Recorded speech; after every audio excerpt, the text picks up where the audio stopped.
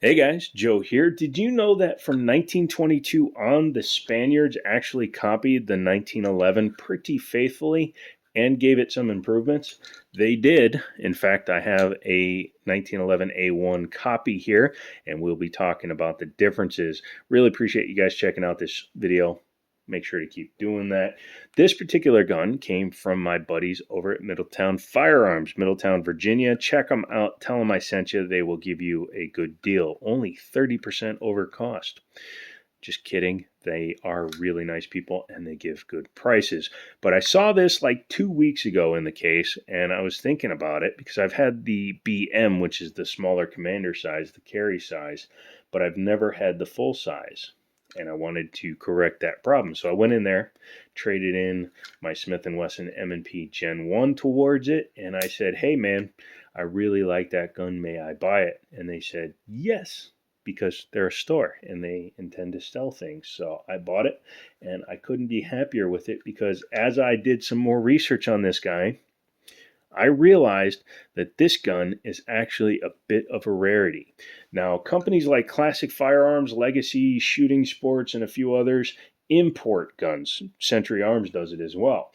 And when they do that, they are required by law to stamp their import mark onto the firearm somewhere.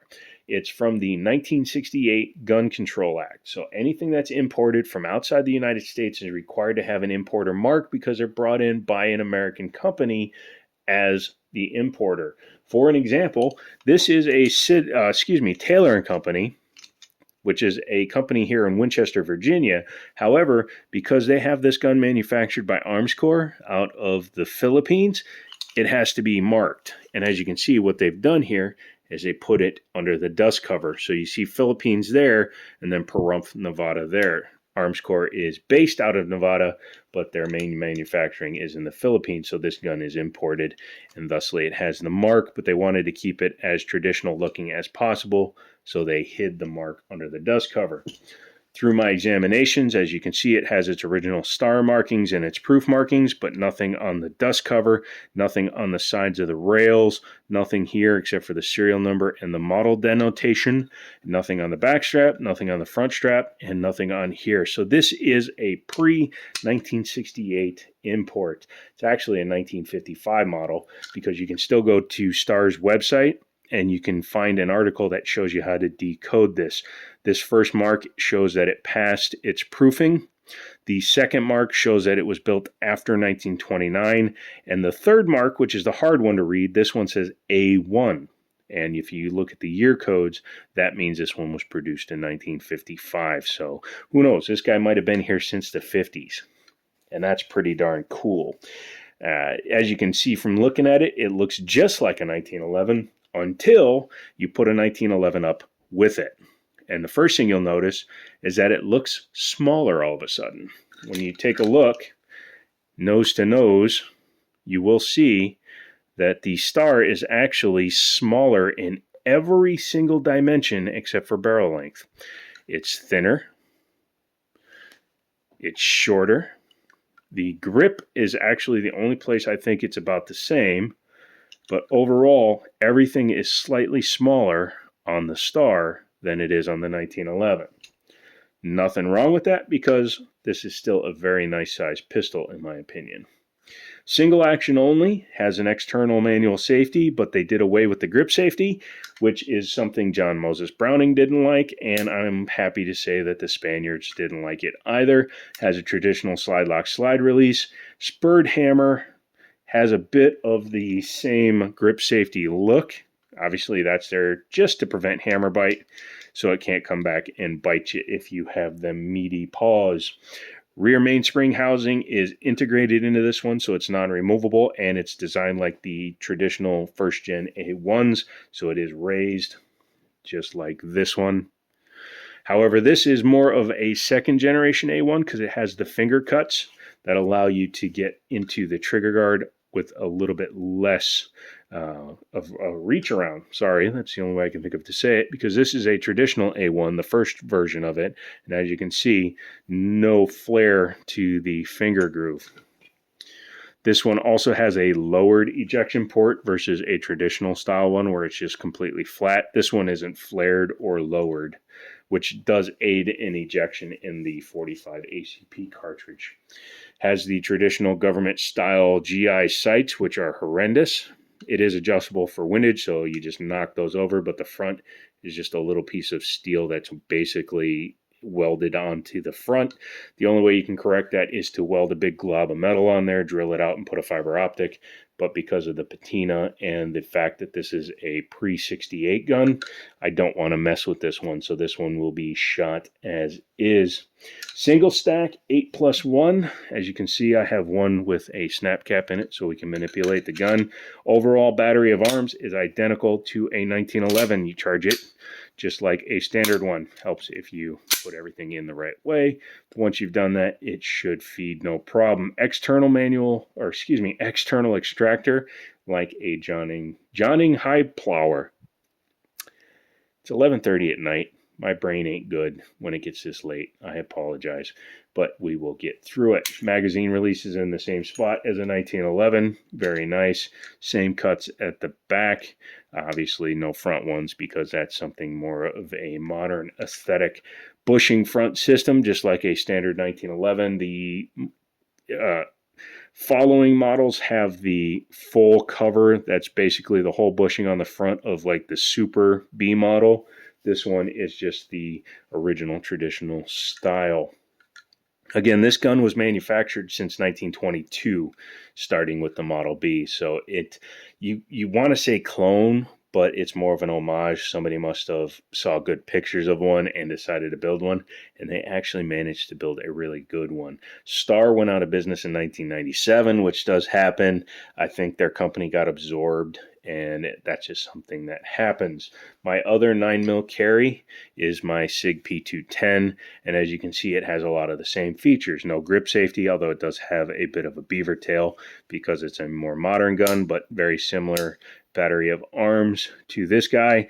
And just like this guy, has a hinge trigger. So a SIG and a Star are very similar. So you have technically German and Spanish, which is kind of coincidental because a lot of the Model B were sent to Deutschland, German used.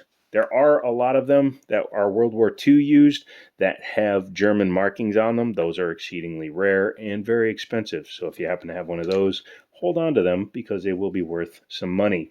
Even though these do look like 1911 mags do not fit even in the 9mm because of the size difference and because this was actually designed to be a 9x23 Largo. Even though the magazine kind of goes into the gun, it doesn't work in the 1911. So don't try.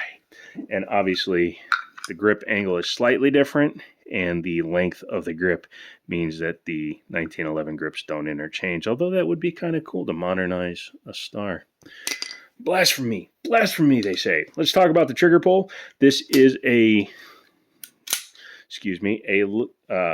Model B, so it does not have a magazine disconnect, which I love, meaning that as long as the safety is down and no magazines in there, just a snap cap, you can do this. For a hinged trigger, it's actually pretty nice. And something that's also cool is that you can reset it while holding the trigger if you go to half cock.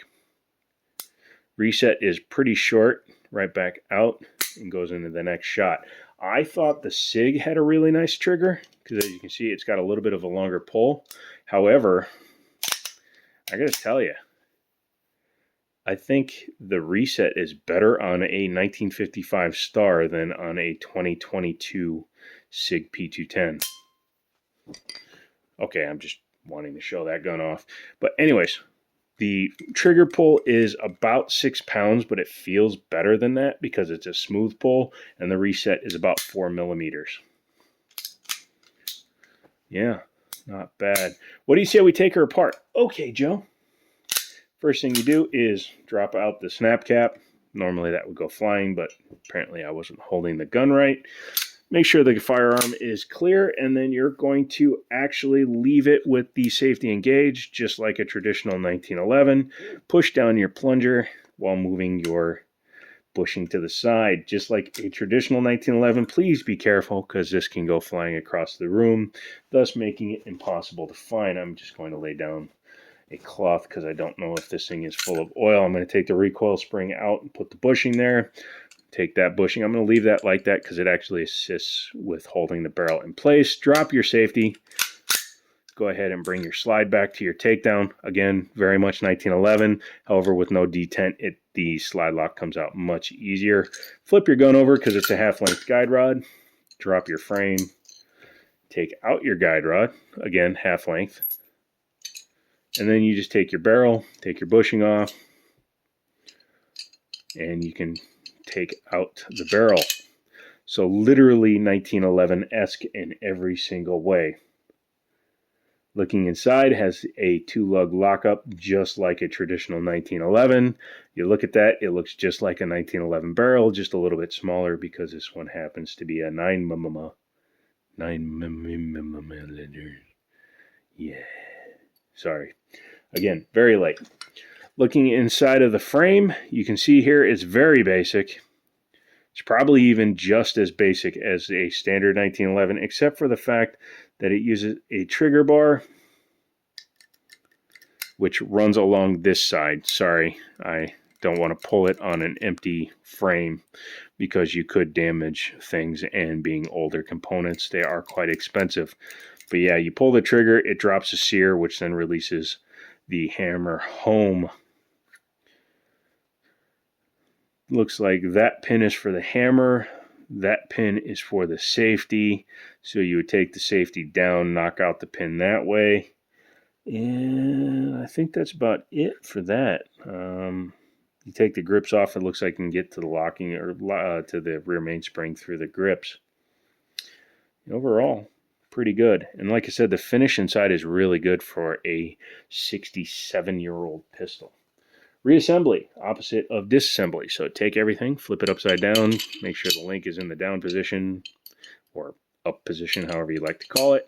Lock your lug in, take your bushing, put it in. I always forget to do that first. Dunk, dunk, dunk. Okay. Take your guide rod, and you will see it has a closed end and an open end. Closed end goes over the guide rod. You can put it in through the front or the back. Doesn't matter. I'll do it this way. Half moon cutout on the guide rod, which sits on top or again underneath the barrel. Take your swinging link, make sure it's in the down position, which helps you line it up. Take your frame, start your bad boy there, bring it back. Make sure the drop link is in the hole. Slide lock goes in. I always like to put my slide lock like that so you can avoid the idiot mark. Make sure that the barrel is locked into the right position. Set up to the takedown spot. Lift up, over, push, down, boom, boom, boom. We are doing really good.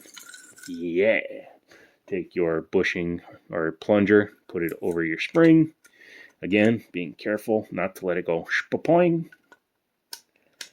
And there you go. Drop your safety down. Make sure that she still functions.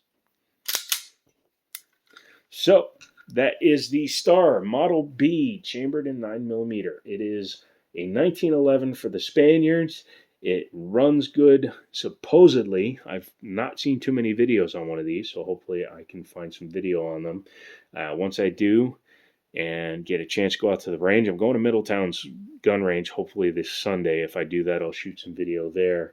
And if we can keep going out there, then I can definitely increase the number of videos at the range. So leave me a comment. Let me know if you have one of these and how it runs for you. Again, the only videos I've been seeing are of the Model B Super, and I want to see more videos on the original. So post me links, send me comments, give me all that stuff, including a thumbs up and a subscription. Come back for the next video, and as always, I'll talk to you later.